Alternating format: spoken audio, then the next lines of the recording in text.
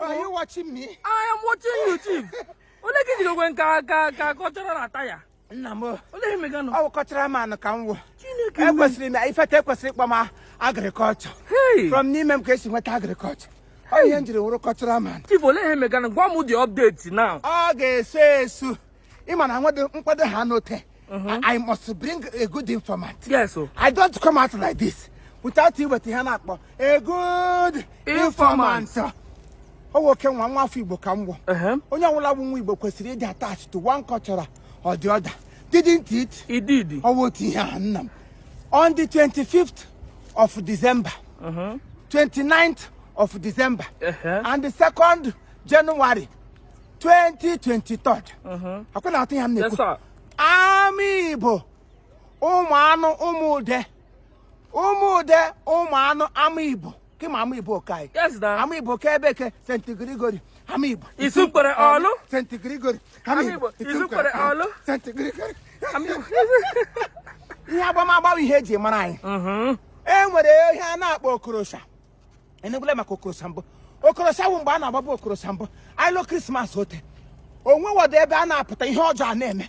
You will be busy. Esha ga-agba okorosha. Ụmụazị apụsịta. Ụmụgbọbịa apụsịta. Nwoke na-akpọ go say go come to my house. Gị sị ya no. I have appointment. Ka ị ga lele okorosha. Ihe eji enwe obi aṅụrị. Ihe eji enwe obi aṅụrị. Mana ka mgbe abara mela ya. Ihe ọjọọ na-emewa. Eru mgbe sa ga-eme okorosha kama a ga-apụtalarị anyị. Time one because that's idle man is idle workshop. Oh, we are called. Asa ga-agba ahụ okorosha is back again. How? It is to come to na ro nya.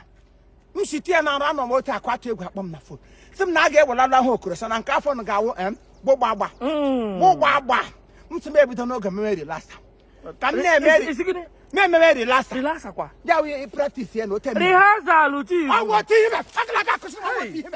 I want him. I want I will English me leje me la shi ni. Oh relax. Relax ka o. English bia wo ihe ni le me la shi ya. Relax we na kwa asitra me wo di ka wo dai English. English wo bia. Wo bia nga ma bia bule mo la mpupu apule na so. Oh wo daddy. Elu ma nwuro no. Nso ga isa sha. Okay akwụkwọ adị mma. Enwe bi ga go wanya mana enwe bi ga go ki gbankati.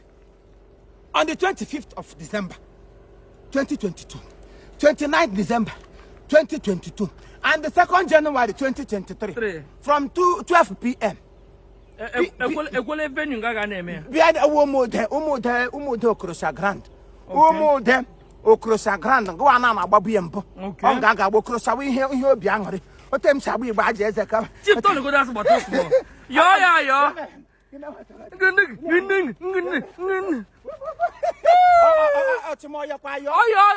shake you for me out. You people, Agma Bia. Yanga Beshi. Mbara Hanka name hotel. Mbara Hatem. Agony. Give me your life.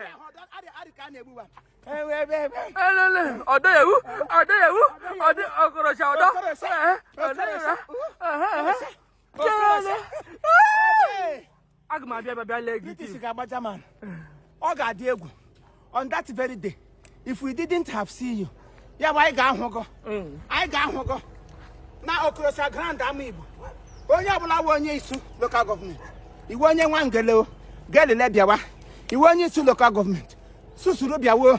Iwonye njaba. Jabra biawo. Nsukutu ni na ala Imo State. Bia na bra anya no Christmas. Owi ihe makwa wo. Kocha awudi ihe ojo. Ondi na eji eme ihe ojo ka owi ihe ojo nyere ha. Ibia gi nwere obi anwuri. Relieve yourself from BPP. Ya wo brambali elu. Aga di egwu.